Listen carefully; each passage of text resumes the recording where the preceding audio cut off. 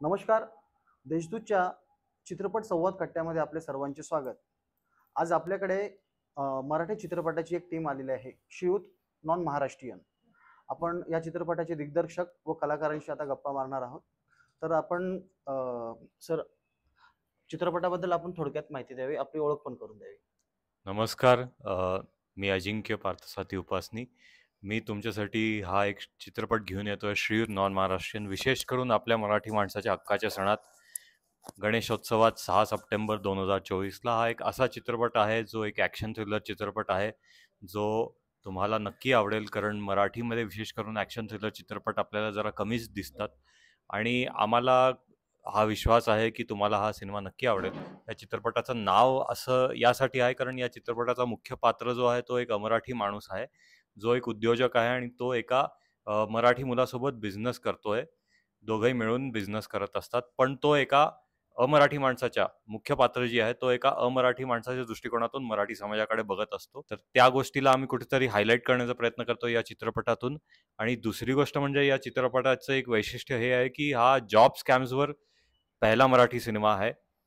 या चित्रपटाचा जो खलनायक आहे एके, तो असा आहे की तो महाराष्ट्रभर जॉब स्कॅम्स करत फिरत असतो. एक खूप मोठा घोटाळेबाज आहे तो आणि तो आजपर्यंत कोणाच्याच हाती लागलेला नाहीये. आणि त्यामुळे या चित्रपटाचं एक ॲक्शन थ्रिलर ट्रीटमेंट आहे. आणि त्या पात्रामार्फत, खलनायकाच्या पात्रामार्फत आम्ही कुठेतरी जॉब सिक्युरिटी या संकल्पनेला आव्हान देतोय की चॅलेंज करतोय, किंवा तुम्ही जर नोकरी मेंटॅलिटीचे राहिले तर कुठेतरी तुम्ही सायबर क्राईमच्या कचाट्यात अडकून तुमची फसगत होऊ शकते आणि आर्थिक नुकसान पण होऊ शकतं. मराठी माणूस म्हटलं की फक्त नोकरी करा आणि आपलं कुटुंब चालवा, ही आतापर्यंतची संकल्पना चालत आलेली आहे. तर आता आपण याच्यामध्ये ज्यावेळेस मुख्य भूमिका केली, त्यात आपला काय एक्सपिरियन्स होता?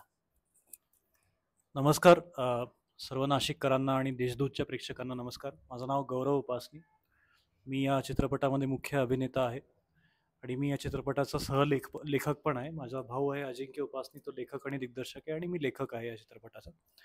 तर आत्ता तुम्ही म्हणालात तसं की आपल्या महाराष्ट्रीयन घरांमध्ये आजसुद्धा 2024मध्ये सुद्धा जर एखादा मुलगा किंवा मुलगी जर त्यांनी असं सांगितलं आईवडिलांना की मला बिझनेस करायचा आहे, मला नोकरीमध्ये नाही अडकायचं आहे, मला माझा स्वतःचा काहीतरी व्यवसाय करायचा आहे, तर कुठेतरी त्याला एक विरोध करण्यात येतो. कारण नोकरीमध्ये आपण म्हणतो की जॉब सिक्युरिटी आहे, स्टेबिलिटी आहे, तर आपण अजूनही ती धारणा घेऊन बसलोय. पण आपल्या आजूबाजूला असे तरुण मुलं आहेत किंवा तरुण मुली पण आहेत ज्या म्हणतात की नाही, आम्हाला व्यवसाय करायचा आहे, आम्हाला उद्योजक व्हायचं आहे.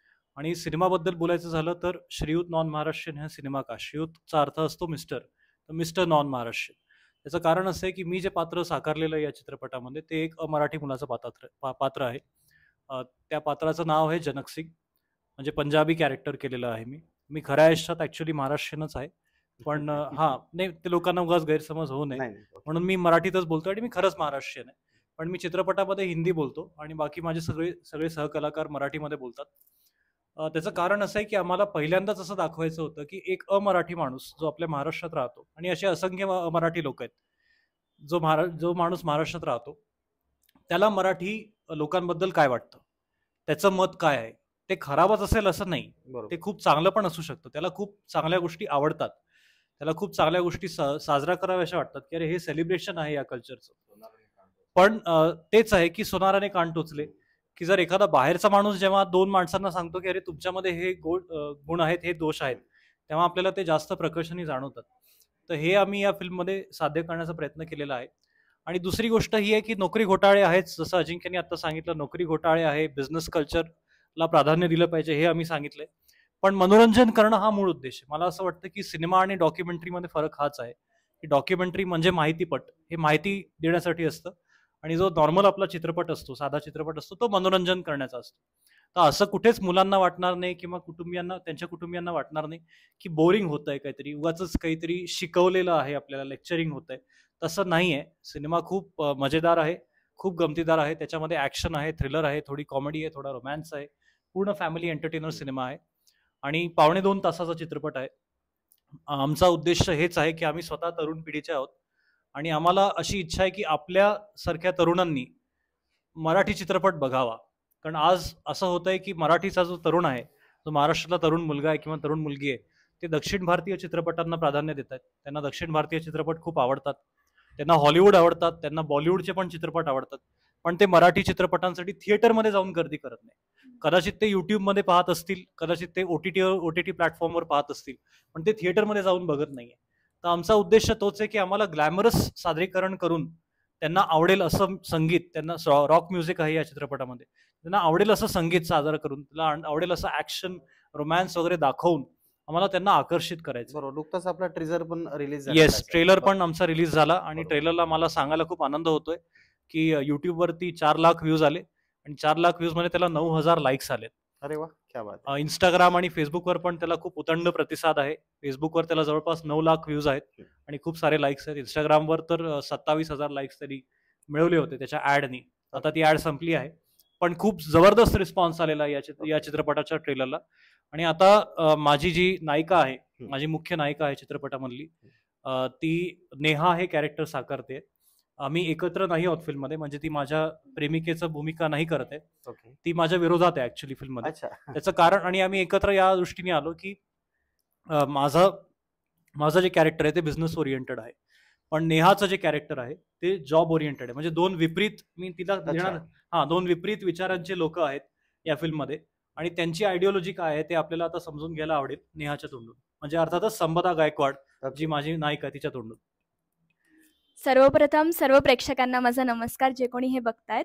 मी या चित्रपटामध्ये नेहा या नावाचं पात्र साकारते. जसं यांनी सांगितलं तुम्हाला, मी एक तरुण पिढीची तुम्ही म्हणू शकता एक मानसिकता रिप्रेझेंट करते माझं कॅरेक्टर, की बऱ्याचशा लोकांना ते खूप रिलेटेबल वाटेलही, कारण की माझा जो कल आहे तो नोकरीकडे जास्त आहे व्यवसायापेक्षा, आणि जे की सर्वांना सध्या लागतंच. म्हणजे बऱ्याचशा मुली पण मला येऊन म्हटलं की तुझं जे कॅरेक्टर आहे ते आम्हाला खूप रिलेटेबल वाटतं, कारण की आम्ही युजली नोकरी बघतो कारण त्याच्यामध्ये स्टेबिलिटी असते, व्यवसायामध्ये चढउतार असतात, जे की प्रत्येकजण रिस्क घ्यायला रेडी नसतं. तर अशा प्रकारची जी मेंटॅलिटी ती मी इथे रिप्रेझेंट करते. जनक सिंग जो की गौरव साकारतो मेन लीड, तो नॉन महाराष्ट्रीयन आहे, आणि ह्याचा जो काही फ्रेंड आहे त्याचं नाव समीर आहे, जो की आमचा अभिनेता वैभव रांधवे हे कॅरेक्टर घेतोय. तर वैभवची मी गर्लफ्रेंड आहे. तर आमचं जे आहे ती खुन्नस याच्याचमुळे आहे की समीर जो आहे त्याला बिझनेस करायचा आहे, पण तो मराठी मुलगा आहे, आणि त्याला जो बिझनेसमध्ये येणारा जो स्ट्रगल आहे तो या चित्रपटामधून थोडासा दाखवण्यात आलेला आहे. त्यातल्या त्यात माझं त्याच्यावरती लादणं की नाही तू नोकरीच कर, कारण की नोकरीमध्ये स्टेबिलिटी आहे, आणि ह्या दोघांनी बिझनेस इस्टॅब्लिश केल्यामुळे माझ्या डोक्यामध्ये याच्याबद्दल खूप राग आहे. तर हे एक प्रकारचं असं कॅरेक्टरचं इव्हॉल्युशन होतं, पण पुढे जाऊन ती मानसिकता बदलते की नाही यासाठी तुम्हाला चित्रपट बघावा लागेल. नक्कीच. आपला चित्रपट कधी प्रदर्शित होतोय? आमचा चित्रपट प्रदर्शित होतोय 6 सप्टेंबरला. 6 सप्टेंबर 2024 रोजी. म्हणजे आम्ही एक वेगळी पद्धत आम्ही मार्केटिंगसाठी अवलंबली आहे की गणरायाच्या कृपेने आम्हाला गणेशोत्सवात एक फेस्टिवल रिलीज म्हणून आम्ही तुमच्यासाठी खास विशेष घेऊन येतोय श्रीयुत नॉन महाराष्ट्रीयन. आणि आमची इच्छा आहे की जसे तुम्ही बॉलिवूडचे चित्रपट, साऊथ इंडियन चित्रपट दिवाळीमध्ये बघता, तुम्ही ईदला बघता, होळीला बघता, तसेच आपण एक नवीन कॅम्पेन सुरू करूया इथे की आपण मराठी चित्रपट हे गणेशोत्सवात बघितले पाहिजे, कारण तो आपला हक्काचा सण आहे. गुढीपाडव्याला पण बघितले पाहिजे, कारण महाराष्ट्रात मराठी कल्चरला सेलिब्रेट करायला यांच्या इतके मोठे सण नाही आहेत, आणि सिनेमा हे सुद्धा एक सेलिब्रेशन ऑफ कल्चर आहे. तर मला हेच आवाहन करायचं सगळ्या प्रेक्षकांना, नाशिककरांना विशेष, की तुम्ही जाऊन भरभरून प्रतिसाद द्या श्रीयुत नॉन महाराष्ट्रीयला. आणि मला खरंच असं वाटतं की तुम्हाला हा सिनेमा खूप आवडेल. तुम्ही तुमच्या पूर्ण परिवारासोबत जाऊन एन्जॉय करा. 6 सप्टेंबर 2024 रोजी येतोय श्रीयुत नॉन महाराष्ट्रीयन.